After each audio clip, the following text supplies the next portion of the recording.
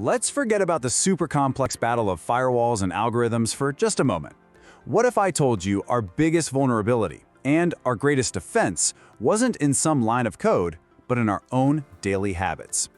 Today, we're going to dive into the core ideas of being cyber smart, which is all about reframing security as a set of simple, powerful behaviors that, we can all actually master. So, let me ask you a question right off the bat. When you think about your company's data, your team's information, what do you picture as the #1 threat? Is it some shadowy hacker in a dark room? A really sophisticated virus? Maybe a flaw in your software? Well, the answer might surprise you. It turns out most security breaches aren't caused by some missing piece of tech. Nope. They happen because of simple human error. A clicked link, a password you've used everywhere, just a brief moment of not paying attention. That's the real frontline. Okay, so first up, we're going to talk about cybersecurity's real weakness. Let's dig into why our everyday habits actually matter way more than any single piece of technology you can buy. This brings us to this core idea: habit-driven cybersecurity. You should think of it less like installing software and more like installing routines into your day. It's about making personal vigilance so automatic, so second nature, that it feels just like locking your front door when you leave the house. You don't even think about it, you just do it.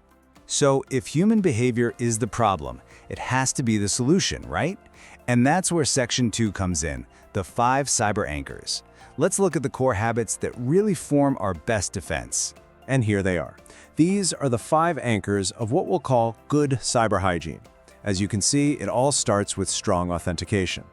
Then it flows into protecting your devices and being smart about networks. And it's all built on a foundation of click thinking and having good backups.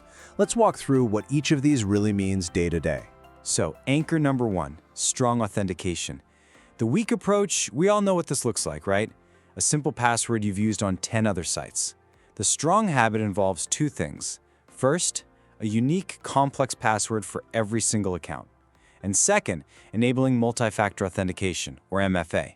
That second step, the code you get on your phone, that is the absolute game changer. It's like adding a deadbolt to your digital door. Next up is Anchor 2, device protection. Now this seems super straightforward, but it is so often neglected. You know those software update notifications we all love to ignore? Well, they often contain critical fixes for security holes. Keeping everything updated, running antivirus, and here's the kicker. Remembering this applies to all your devices is key. Your personal phone can absolutely be the weakest link that compromises everything else. Anchor 3 is all about network safety. The rule here is incredibly simple. Just be skeptical of public Wi-Fi. That free connection at the coffee shop or the airport, it's often totally unsecured. That means some bad actor on the very same network could potentially spy on your traffic and steal your logins. It's a huge risk that's just not worth taking for anything important. Now we're at what might be the single most important anchor of them all: click thinking. The source material puts it perfectly with this quote: "Be skeptical first, click second." This isn't a tool, it's a mindset. It's about taking that tiny pause before you click on an unexpected link in an email and just asking yourself, wait a minute, does this feel right? Is this sender's address spelled correctly? That little moment of skepticism is your absolute best defense against phishing attacks. And the final anchor is your safety net, data backups. Just imagine for a second that all your files are suddenly locked up by ransomware, with a hacker demanding thousands of dollars to get them back. Now, if you have a recent backup stored somewhere else, completely separately, that whole attack has zero power over you. It's the ultimate undo button for a digital disaster. Okay, so we've got 5 really powerful personal habits. But how do you scale that up to a whole team or an entire company? Well, that brings us to Section 3, making security everyone's job. And here's the crucial point, the big mindset shift. Security is not just the IT department's problem anymore. It can't be.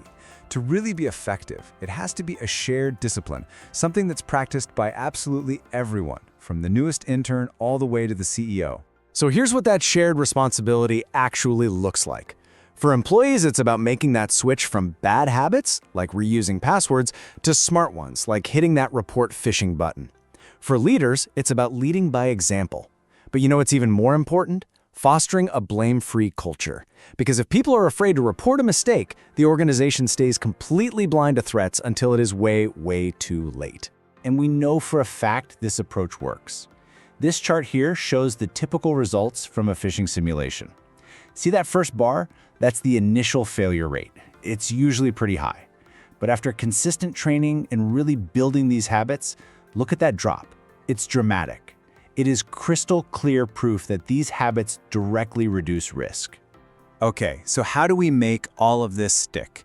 Our final section is all about how you turn a one-time training session into a permanent, lasting security culture.